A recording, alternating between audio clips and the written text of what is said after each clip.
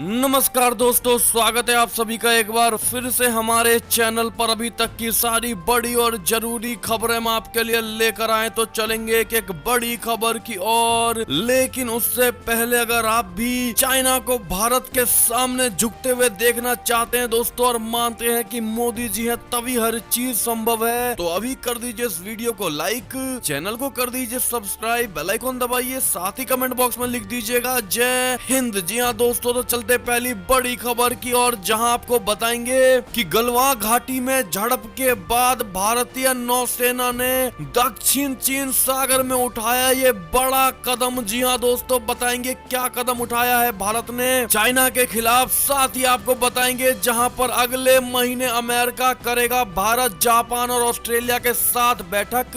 China से निपटने के लिए किन बातों पर होगी चर्चा, बताएंगे आपको दोस्तों। साथ ही बताएंगे जहां पर ड्रैगन से लोहा लेने के लिए भारत बनवा रहा है पनडुब्बियां। जी हाँ दोस्तों, साथ ही बताएंगे जहां पर रिपब्लिकन नेशनल कन्वेंशन के बाद डोनाल्ड ट्रंप पर क्या इफेक्ट पड़ा है जो बाइडेन को लेकर दोस्तों, सारी बड़ी खबरें बताएंगे। साथ ही बताएंगे जहां पर अनलॉक 4 में 21 सितंबर से स्कूल, कॉलेज और 9वीं से 12वीं तक के छात्रों के लिए नए नियम लागू होंगे। वो क्या नियम है दोस्तों, बताएंगे आपको, तो इसके लिए बने रहिएगा वीडियो के अंत तक। साथ ही आपको बताएंगे कि रेलवे दे रहा है जबरदस्त कमाई का मौका। जी हाँ दोस्तों, अगर आप भी बेरोजगार बैठे हैं या अन्य तरह से कमाई करना चाहते हैं दोस्तों, तो आपके लिए बड़ी खबर हो सकती है। तो इस वीडियो को अंत में अपने भाई बंधुओं में, व्हाट्सएप, फेसबुक, पूरे भारत में शेयर करना बिल्कुल मत भूलेगा दोस्तों। तो अब चलते हैं पहली बड़ी खबर की ओर, जहां आपको बता दें कि गलवान घाटी में झड़प के बाद भारतीय नौसेना ने दक्षिण चीन सागर में तैनात किया युद्धपोत। जी हाँ दोस्तों, बड़ी खबर आ रही है ये भी। भारत चीन के बीच वास्तविक नियंत्रण रेखा पर तनाव अभी बरकरार है। पूर्वी लद्दाख में पैंगोंग त्सो के फिंगर इलाकों में अभी भी दोनों देशों के बीच गतिरोध जारी है। हालांकि भारत भी चीन की हरकतों से सतर्क है और अपनी सैन्य क्षमता को लगातार बढ़ा रहा है। सरकार के सूत्रों के मुताबिक भारतीय नौसेना ने गलवान घाटी में हुई हिंसक झड़प के बाद दक्षिण चीन सागर में चुपके से अपने एक युद्धपोत की तैनाती भी कर दिया। जी हाँ दोस्तों, ऐसे में जिस प्रकार से चाइना गेम खेल रहा है दोस्तों अन्य देशों के साथ, स्पेशली भारत के साथ, अब भारत उसी के ही लहजे में उसको जवाब दे रहा है और चुपके से भारत ने भी युद्धपोत की तैयारी और तैनाती कर दी है दक्षिण चीन सागर में। इसको लेकर दोस्तों आप भारत के नागरिक होने के मुताबिक इस पर सहमति दिखाते हैं दोस्तों, भारत के पक्ष में हाँ या ना, जरूर बताइएगा दोस्तों। एक और खबर की ओर चलें तो अगले महीने अमेरिका करेगा भारत, जापान और ऑस्ट्रेलिया के साथ बैठक। चीन से निपटने पर होगी चर्चा। जी हाँ दोस्तों, दक्षिण चीन सागर में चीन के बढ़ते प्रभाव और दुनिया के कई देशों में उसके विस्तारवादी रवैये को देखते हुए अमेरिका ने इसका मुकाबला करने की तैयारी कर ली है। बीजिंग के बढ़ते प्रभावों को ध्यान में रखते हुए जल्द ही अमेरिका के नेतृत्व में भारत, जापान और ऑस्ट्रेलिया के अफसरों की बैठक होने वाली है। अमेरिका के राष्ट्रीय सुरक्षा सलाहकार रॉबर्ट ओब्रायन ने कहा है कि सितंबर और अक्टूबर में अमेरिका, भारत, जापान और ऑस्ट्रेलिया के अफसर एक बैठक करेंगे। उन्होंने कहा इस बैठक में चीन से निपटने के तरीकों पर चर्चा की जाएगी। ओब्रायन ने कहा कि चीन का रवैया आक्रामक होता जा रहा है और वॉशिंगटन को पता है कि इससे कैसे निपटा जा सकता है। जी हाँ दोस्तों, ओब्रायन ने कहा चारों देशों के अफसरों की बैठक से पहले विदेश मंत्री माइक पोम्पियो भारत, जापान और ऑस्ट्रेलिया के विदेश मंत्रियों के साथ बैठक करेंगे। उन्होंने कहा कि हिंद महासागर में चीन के बढ़ते प्रभाव और उसकी कायराना हरकतें अस्वीकार्य है। ऐसे में दोस्तों ये बड़ी खबर आ रही थी, और आपका क्या मानना है, क्या इन सभी देशों को मिलकर चाइना को मुंह तोड़ जवाब देना चाहिए दोस्तों, हाँ या ना, जरूर बताइएगा। देखते हैं क्या कहते हैं आप लोग। एक और खबर की ओर चलें तो हिंद महासागर में चीन को मिलेगी बड़ी चुनौती, ड्रैगन से लोहा लेने को भारत बनवा रहा है पनडुब्बियां। जी हाँ दोस्तों, आपको बता दें नौसेना के लिए 6 पारंपरिक पनडुब्बियों के निर्माण के वास्ते 55,000 करोड़ रुपए की वृहद परियोजना की निविदा प्रक्रिया अक्टूबर तक शुरू होने वाली है। चीन की नौसेना की बढ़ती ताकत के मद्देनजर ये पनडुब्बियां भारत की सामरिक क्षमता को बढ़ाने में महत्वपूर्ण भूमिका अदा करेगी। सरकारी सूत्रों ने रविवार को इस बारे में जानकारी जानकारी दी है। जी हाँ दोस्तों, रणनीतिक भागीदारी मॉडल के तहत भारत में इन पनडुब्बियों का निर्माण होगा। इसके तहत घरेलू कंपनियों को देश में अत्याधुनिक सैन्य उपकरण निर्माण के लिए विदेशी रक्षा कंपनियों से करार की अनुमति होगी और आयात पर निर्भरता घटेगी। सूत्रों ने बताया कि परियोजना के संबंध में RFP जारी करने के लिए पनडुब्बी की विशिष्टता और अन्य जरूरी मानदंड को लेकर रक्षा मंत्रालय और भारतीय नौसेना की अलग अलग टीमों द्वारा काम पूरा हो चुका है। उन्होंने बताया कि अक्टूबर तक RFP जारी होगा। ऐसे में दोस्तों ये बड़ा कदम उठाया गया है भारत नौसेना की ओर से। दोस्तों, जिस प्रकार से पनडुब्बियों के निर्माण के लिए 55,000 करोड़ रुपए की वृहद परियोजना की निविदा अक्टूबर से शुरू होगी। इस पर दोस्तों आपकी क्या प्रतिक्रिया है और आप ऐसे में नौसेना को इनके कामों के लिए बधाई देना चाहेंगे दोस्तों, हाँ या ना, जरूर बताइएगा उनके मनोबल बढ़ाने के लिए। एक और खबर की माने तो रिपब्लिकन नेशनल कन्वेंशन के बाद डोनाल्ड ट्रंप और जो बाइडेन की बढ़त में आई गिरावट। जी हाँ दोस्तों, बड़ी खबर है ये भी। नवंबर में अमेरिका में राष्ट्रपति चुनाव होने वाले हैं। इन चुनावों के मद्देनजर डेमोक्रेटिक पार्टी के उम्मीदवार जो बाइडेन की डोनाल्ड ट्रंप से बढ़ते इस हफ्ते हुए रिपब्लिकन नेशनल कन्वेंशन के बाद घट गई है। हिल की ओर से किए गए मॉर्निंग कंसल्ट सर्वे के मुताबिक जो बाइडेन 50% मतदान समर्थन से आगे चल रहे हैं, जबकि डोनाल्ड ट्रंप को 44% मतदाताओं का समर्थन है। दोस्तों, वही रिपब्लिकन नेशनल कन्वेंशन से एक दिन पहले यानी 23 अगस्त को किए गए पोल में भी जो बाइडेन डोनाल्ड ट्रंप से 52 से 42 की बढ़त बनाए हुए थे। शुक्रवार को किए गए इस पोल में 4035 मतदाताओं को शामिल किया गया। इसके अलावा डोनाल्ड ट्रंप डेमोक्रेटिक पार्टी के उम्मीदवार जो बाइडेन की बढ़त को कम करने में सक्षम रहे, लेकिन कई मुख्य पोल्स में जो बाइडेन रिपब्लिकन पार्टी के उम्मीदवार डोनाल्ड ट्रंप से पीछे दिखाई दिए हैं दोस्तों। और ऐसे में रिपब्लिकन नेशनल कन्वेंशन के बाद से डोनाल्ड ट्रंप जो बाइडेन से आगे निकलते हुए दिखाई दे रहे हैं। इस पर आपकी क्या प्रतिक्रिया है दोस्तों, और आपका क्या मानना है, कौन जीतेगा इस बार राष्ट्रपति का चुनाव अमेरिका में? नाम लिखकर जरूर बताइएगा। देखते हैं आप लोग किसका नाम लेते हैं। और खबर की माने तो तिब्बत के मुद्दों पर घबराए चीनी राष्ट्रपति जिनपिंग ने भारत की सीमा को लेकर दिया ये आदेश। जी हाँ दोस्तों, चीन के राष्ट्रपति शी जिनपिंग की हाल के दिनों में तिब्बत को लेकर चिंताएं बढ़ गई हैं। दरअसल उनकी सरकार की तरफ से लगातार तिब्बतियों को अपने पाले में करने की पुरजोर कोशिश की जा रही है, लेकिन इसमें उन्हें कामयाबी हासिल नहीं हुई है। इस कारण चीन को एक तरफ अलगाववाद की चिंता सता रही है तो दूसरी तरफ भारत के साथ लगती सीमा पर मुंह की खाने के बाद सुरक्षा को लेकर नींद भी उड़ी हुई है। दरअसल तिब्बत को लेकर 5 साल बाद एक बैठक का आयोजन किया गया था, लेकिन इसमें चीन के राष्ट्रपति का चेहरा और जवान दोनों ही उनकी चिंता को व्यक्त करने में जुटे थे। ऐसे में पूर्वी लद्दाख में भारत के साथ हुई हिंसक झड़प के बाद तिब्बत पॉलिसी बॉडी की उच्च स्तरीय बैठक की गई, जिसमें जिनपिंग ने भारत के साथ लगी सीमा पर सुरक्षा सुनिश्चित करने पर जोर दिया और कहा कि देश की सर्वोच्च प्राथमिकता सीमाओं की सुरक्षा होनी चाहिए। ऐसे में दोस्तों जब भी जिनपिंग का बयान आता है दोस्तों, वो साफ साफ भारत के साथ दोस्ती की बात करता है और अपने आप को अच्छा बनने की कोशिश में लगा होता है, लेकिन दोस्तों पीठ पीछे चाइना की छुरा भोंकने की आदत कभी नहीं जाने वाली। इस पर आपकी क्या प्रतिक्रिया होगी दोस्तों, लिखना मत भूलिएगा कमेंट सेक्शन में। एक और खबर की माने तो भारत के लिए डोनाल्ड ट्रंप बेहतर है या जो बाइडेन, क्या बोले विदेश मंत्री जयशंकर ने? आपको बता दें, अमेरिका में इस साल नवंबर में होने वाले राष्ट्रपति चुनाव में जीत चाहे रिपब्लिकन की हो या डेमोक्रेटिक की, यूएस के साथ भारत की साझेदारी बढ़ती रहेगी, ऐसा कहना है विदेश मंत्री एस जयशंकर का। विदेश मंत्री एस जयशंकर का यह बयान उस समय आया जब लगभग 12 लाख भारतीय अमेरिकी समुदाय को लुभाने के लिए अमेरिका में प्रतिस्पर्धा चल रही है। ऐसे में दोस्तों भारत के विदेश मंत्री एस जयशंकर का साफ लहजे में कहना है कि सरकार किसी की भी बने, चाहे वो जो बाइडेन हो या डोनाल्ड ट्रंप हो, लेकिन भारत के साथ अमेरिका की साझेदारी बढ़ती ही रहेगी। इस पर आपकी क्या प्रतिक्रिया है दोस्तों, जरूर बताइएगा। और आप कितने सहमत है विदेश मंत्री के इन बातों से, बताइएगा जरूर। एक और खबर की ओर चले तो यूएई शासकों ने इजराइल के लिए खोला दिल, दोनों देशों में व्यापार को हरी झंडी मिल गई है। जी हाँ दोस्तों, एक और खबर की माने तो कोरोना को लेकर बड़ी खबर है कि प्लाज्मा थेरेपी के लाभ को बढ़ाकर बताने पर एफडीए ने अपनी प्रवक्ता को बर्खास्त कर दिया है। जी हाँ दोस्तों, प्रायोगिक कोविड-19 थेरेपी के लाभों को अतिरंजित करने के कुछ दिनों बाद संयुक्त राज्य अमेरिका के खाद्य और औषधि प्रशासन ने अपनी मुख्य प्रवक्ता एमिली मिलर को पद से हटा दिया है। मिलर जो इस महीने की शुरुआत में शामिल हुई थी, उसको स्पष्ट रूप से स्वास्थ्य देखभाल में विशेषज्ञता की कमी के कारण बर्खास्त किया गया। जी हाँ दोस्तों,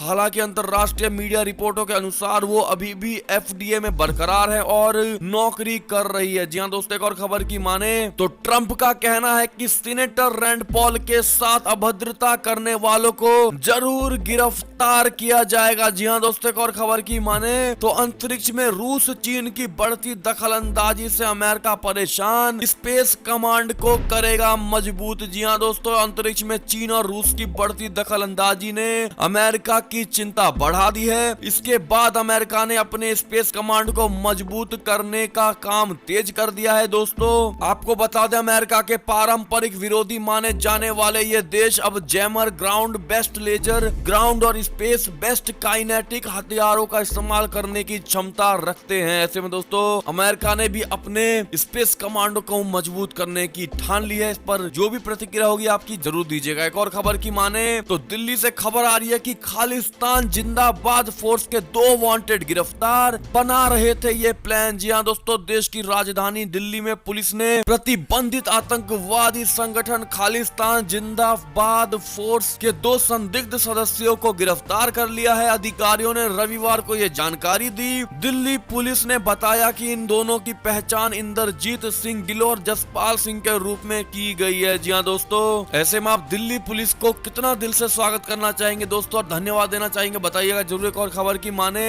तो ऑनलाइन शतरंज ओलंपियाड से लेकर ये बड़ी खबर आ रही है दोस्तों। पहली बार भारत बना चैंपियन, इंटरनेट कनेक्शन टूटने के बावजूद भी रचा इतिहास। जी हाँ दोस्तों, आपको बता दें भारत ने रविवार को फीडे विश्व शतरंज ऑनलाइन ओलंपियाड जीतकर इतिहास रच दिया है। हालांकि भारत और रूस को इंटरनेट और सर्वर की खराबी के कारण रविवार को 2020 ऑनलाइन शतरंज ओलंपियाड में संयुक्त विजेता घोषित किया गया। पहले रूस को विजेता घोषित किया गया क्योंकि फाइनल में भारत के 2 खिलाड़ियों निहाल सहरीन और दिव्या देशमुख ने सर्वर के साथ कनेक्शन नहीं बन पाने से समय गवा दिया। भारत ने इस विवादास्पद फैसले पर विरोध व्यक्त किया, जिसके बाद इसकी समीक्षा की गई और भारत को विजयी बनाया गया। ऐसे में दोस्तों आप हमारी शतरंज की टीम और इन विजेताओं को दिल से बधाई जरूर दीजिएगा दोस्तों कमेंट सेक्शन में, ताकि आगे के लिए भी उनका मनोबल बढ़े। और सिर्फ शतरंज में ही नहीं दोस्तों, अन्य खेलों में भी लोगों का मनोबल बढ़ता चले तो लिखना मत भूलेगा। एक और खबर की माने तो चीन के विरोध को ठेंगा दिखा ताइवान पहुंचा चेक प्रतिनिधि मंडल, विदेश मंत्री ने किया इसका स्वागत। जी हाँ दोस्तों, एक और खबर की माने तो कंगना रनौत का कहना है, मुझे मूवी माफिया के गुंडों से ज्यादा मुंबई पुलिस से खतरा लगता है। जी हाँ दोस्तों, बॉलीवुड एक्ट्रेस कंगना रनौत ने एक बार फिर मुंबई पुलिस पर निशाना साधते हुए ट्वीट किया। उन्होंने मुंबई पुलिस से डर है इस बारे में जानकारी दी है। मुंबई पुलिस के बारे में सुशांत सिंह राजपूत केस में कई चीजें सामने आई है, जिसको लेकर कंगना रनौत ने कहा है कि मुझे मुंबई के मूवी माफियाओं गुंडों से डर नहीं लगता है, जबकि उससे ज्यादा कहीं मुझे मुंबई के पुलिस से खतरा है। ऐसे में दोस्तों आप कितने सहमति दिखाते हैं कंगना रनौत की बात का जरूर बताइएगा। एक और खबर की माने तो रिया को मिली सुरक्षा तो बीजेपी नेता राम कदम ने उठाए सवाल, कहा कंगना को क्यों नहीं मिली इसकी सिक्योरिटी। जी हाँ दोस्तों, भारतीय जनता पार्टी के नेता राम कदम ने बॉलीवुड एक्ट्रेस कंगना रनौत को सुरक्षा नहीं प्रदान किए जाने को लेकर महाराष्ट्र सरकार पर निशाना साधते हुए मुख्यमंत्री उद्धव ठाकरे को पत्र लिखा है। राम कदम ने पत्र में लिखा है कि कंगना रनौत कह रही है कि वो ड्रग से जुड़े माफियाओं, नेता, अभिनेता सभी के नाम बताने के लिए तैयार है। इस बात का स्वागत करते हुए महाराष्ट्र सरकार ने 4 दिन के बाद भी उन्हें सुरक्षा कर्मी क्यों नहीं दिए। ऐसे में दोस्तों ये बड़ी खबर थी। आपका क्या मानना है? अगर आप भी यही सवाल महाराष्ट्र सरकार से पूछना चाहते हैं दोस्तों तो जरूर पूछिएगा कमेंट सेक्शन में। एक और खबर की माने तो वैष्णो देवी मंदिर डाक के जरिए देश भर में श्रद्धालुओं तक पहुंचाएगा प्रसाद। जी हाँ दोस्तों, ऐसे में कमेंट सेक्शन में वैष्णो माता की जय जरूर लिख दीजिएगा। एक और खबर की माने तो पूर्व राष्ट्रपति प्रणब मुखर्जी अब भी गहन कोमा में है दोस्तों, रक्त संचार उनका स्थिर चल रहा है। ऐसे में अस्पताल का ये बड़ा बयान है इनको लेकर। अगर आप भी इनके अच्छे हेल्थ की कामना करते हैं दोस्तों तो जरूर लिखकर बताइएगा। एक और खबर की माने तो पाकिस्तान को फारूक अब्दुल्ला का जवाब, हम किसी के हाथों की कठपुतली नहीं है। जी हाँ दोस्तों, ये बड़ी बात कही गई है पाकिस्तान को फारूक अब्दुल्ला की तरफ से। जी हाँ दोस्तों, एक और खबर की माने तो बिहार विधानसभा चुनाव 2020 को लेकर कोरोना के चलते नामांकन दाखिल करने में एक साथ 2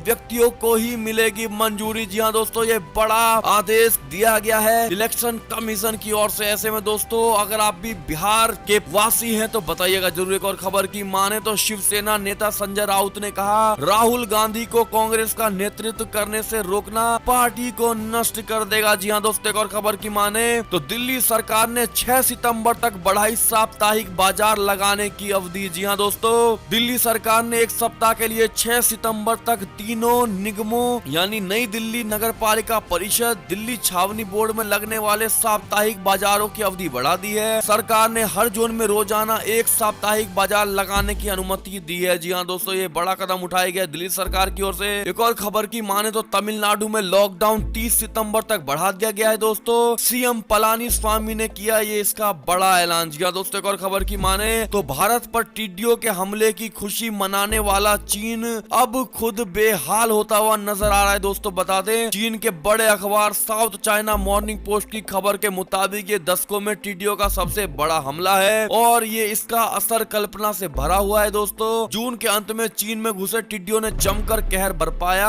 आधिकारिक आंकड़ों के मुताबिक जुलाई के 20 दिनों में टिड्डियों का प्रसार दुगना हो चुका है। चीन के दक्षिणी भाग में टिड्डी दल किसानों के लिए मुसीबत बन गया है दोस्तों। तो ट्रेड वॉर और कोरोना वायरस की वजह से अर्थव्यवस्था की बदहाली झेल रहे चीन के लिए ये एक और बड़ा झटका हो सकता है। ऐसे में दोस्तों जिस प्रकार से भारत पर टिड्डियों के हमले को लेकर चीन खुशी मनाता था दोस्तों, अब आपका क्या बयान होगा जिस प्रकार से टिड्डी चाइना में तहलका मचा रहा है, बताइएगा जरूर। एक और खबर की माने तो गुजरात में 1500 करोड़ की लागत से बनेगा दुनिया का सबसे बड़ा टॉय म्यूजियम। जी हाँ दोस्तों, एक और खबर की माने तो अनलॉक 4 को लेकर ये बड़ी खबर है कि 21 सितंबर से स्कूल कॉलेज जा सकेंगे 9वीं से 12वीं तक के छात्र, लागू होंगे ये नियम। जी हाँ दोस्तों, अनलॉक 4 की गाइडलाइंस जारी करते हुए केंद्रीय गृह मंत्रालय ने शनिवार को राज्यों को स्कूल कॉलेज में 50% तक टीचिंग और नॉन टीचिंग स्टाफ को बुलाने की अनुमति दे दी है। साथ ही 21 सितंबर से 9वीं कक्षा से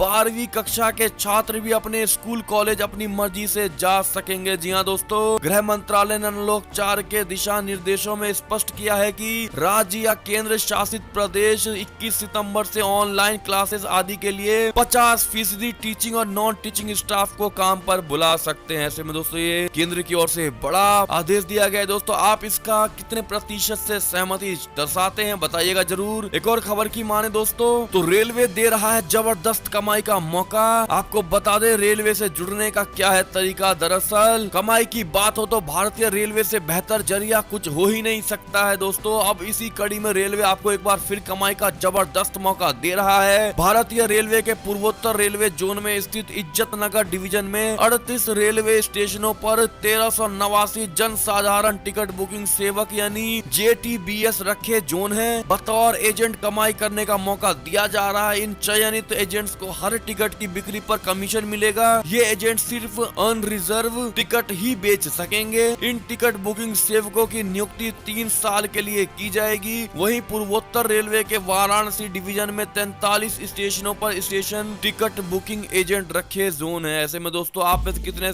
ऐसे लोग हैं जिनके घर पर लैपटॉप या कंप्यूटर है, जरूर बताइएगा। एक और खबर की माने तो भ्रष्ट और अयोग्य कर्मचारियों का तैयार हो रहा है चिट्ठा, नकेल कसने की तैयारी में है मोदी सरकार। जी हाँ दोस्तों, एक और खबर की माने तो बिक गया है बिग बाजार, कर्ज में डूब गए रिटेल किंग किशोर बियानी। जी हाँ दोस्तों, आपको बता दें कि बिग बाजार कर्ज में जाने के बाद इन्होंने अंबानी को ये पूरा बिग बाजार का सिस्टम ही बेच दिया गया है। जी हाँ दोस्तों, आपको बता दें बिग बाजार में सेल का इंतजार लगभग हर मध्यम वर्गीय परिवार करता है, क्योंकि सेल के दौरान बिग बाजार में हर तरह के प्रोडक्ट पर भारी छूट दी जाती है। कंपनी की टैगलाइन सबसे सस्ता सबसे अच्छा ने घर घर पहचान दिलाई। लेकिन रिटेल किंग कहे जाने वाले किशोर बियानी अब अपने इस कारोबार को मुकेश अंबानी के हाथों बेच दिया है। जी हाँ दोस्तों, ये बड़ी खबर आ रही थी। ऐसे में ये थी अब तक की सारी बड़ी खबरें। आपको हमारी खबरें कैसी लगी दोस्तों? अगर जरा भी अच्छी लगी है तो इस वीडियो को अभी अपने भाई बंधुओं में व्हाट्सएप, फेसबुक पूरे भारत में शेयर करना बिल्कुल मत भूलेगा दोस्तों। और अभी कर दीजिए इस वीडियो को लाइक।